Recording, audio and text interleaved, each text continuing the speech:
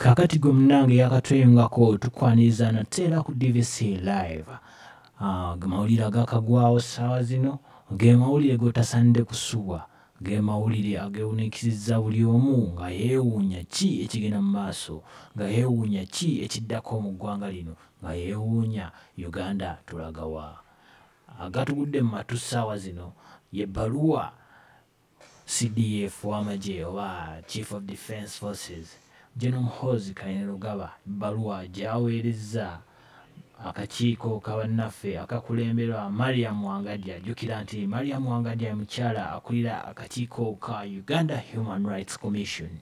Mu bbaluwa eno Mariam Wangadya yagenze n'awandiikira CDF, yamuwandiikira nga 2 guno omwezi gwennyini gwe tulimu, n'amugamba akyaleka nkusomera ebbaluwa eno nga we yali. The Republic of Uganda Human Rights Commission at Kampala release order under Article 53 of the Constitution of the Republic of Uganda and Rule 31 of Uganda Human Rights Commission Procedure Rules.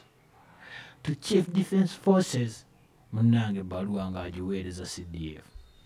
Ministry of Defence and Veteran Affairs, PO Box, Mbuya, Kampala.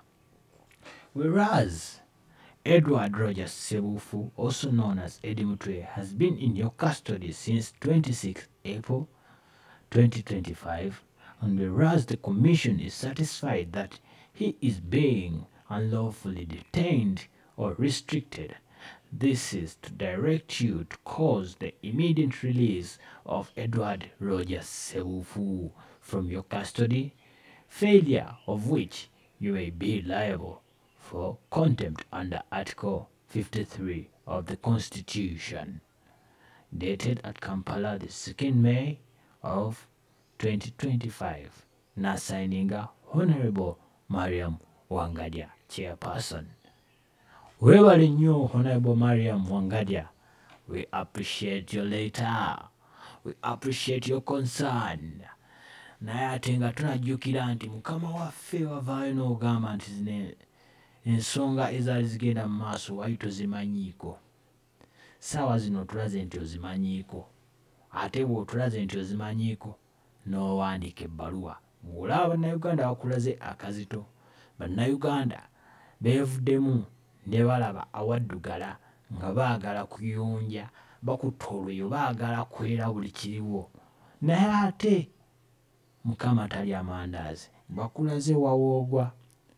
Muhoozi Kainerugaba bw'atyo yamuzzeemu. Yamugambye, Lord, weewaawo. If these people value their lives we gave them, they must never even think of sending me such a stupid letter again.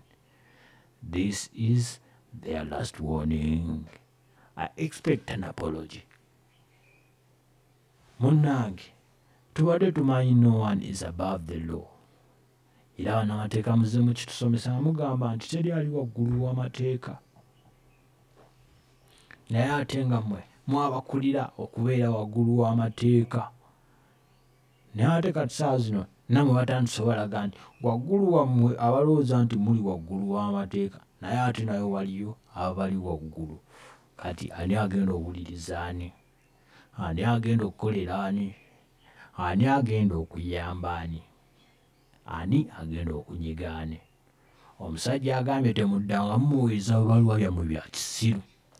What does that mean? Tabatidde. Alinga akugamba kolawo ky'okola mu njogera ennyangu. Akugambye kolawo ky'okola. Kino tekisanyusiza bannayuganda bangi, ate era bangi tekibeewuunyisizza nnyo kubanga bazze nga balaba ebikolwa bino. Omanyi Twitter y'omukulu ezze ng'eyitibwa eyisa ebigambo bingi ebisoomooza bannayuganda. Nti twalabye nti ne wano juzi yagezzaako okujeegaana nti si Twitter ye. N'agamba nti yaakali akavubuka ka Ashburger kato. Nga baagala okugezaako tubuzaabuza tuve ku kino kye tubadde tumanyi nti omukulu ye kennyini yadde agenda n'awandiika ebintu. Naye leero tetumanyi ki kibaddewo. Tusuubire Ashburger kato gwe awandiise bino. Ate tusuubire Ashburger kato gwe yafunye n'ebbaluwa. kubanga obanga eno ebbaluwa gwe yagifunye ate nawe twagala omumanya ani yakuteekamu abaavu, kubanga mukisusiza abaavu yafuuka abaavu. Mariam Wangadya bakuweereza ebbaluwa nnyabo yiiyo, tetumanyi kiki ogenda kuzzaako. Sajja agambye they must never even think of sending me such a stupid letter again. Nti tebagezangako era tebakiddangamu okumpeereza ebibaluwa ebyekisiru bwe bityo. Mariam Wangadya, kituufu oliddiikuula, kituufu bye muwandiika bya kisiru? Bwebanga bya kisiru naffe then tuba tutandise okwennyamira. Kino kitegeeza ki? Keekano akaseera ke mulina okutulaga amaanyi ga institutions zammwe. Omunnayuganda wagenda otutegeerera zino institution zisaavinga ffe oba zisaavinga bantu ssekinnoomu. What are you going to do? Kiki ogenda okukola? Kiki ozzaako? Gwe nga chairperson eyatutte obudde bwo n'owandiika ebbaluwa n'ogiteeka ne mu kabaasa n'ogiweereza ng'otaddeko ne signature yo, bakuweereza ka stamp munnange oba tokalabye kaliko received. Imagine bakuweereza ka stamp nga kaliko received, ekikulaga nti obubaka bwo babufunye mukama waffe. Obubaka babufunye received, okalaba stamp yiiyo received, obubaka bwo babufuna era babuwulira, naye kiki ogenda okukolawo? Kibakubuuza bakuzeemu ku Twitter gwe wakola biri official. Bannayuganda bano kitulekawa? Kitulekawa kino? Kitulaga nti eddembe ly'obuntu tebakyaliwa kitiibwa. Kitegeeza nti ne be twesiga okututuusizaayo amaloboozi, bo ng'abantu bakyalina omulimu ogw'amaanyi. Bo ng'abantu engeri gye kiri nti be baatulemezaako bano abasajja, kati yessaawa bo bennyini batandike okubafeesinga.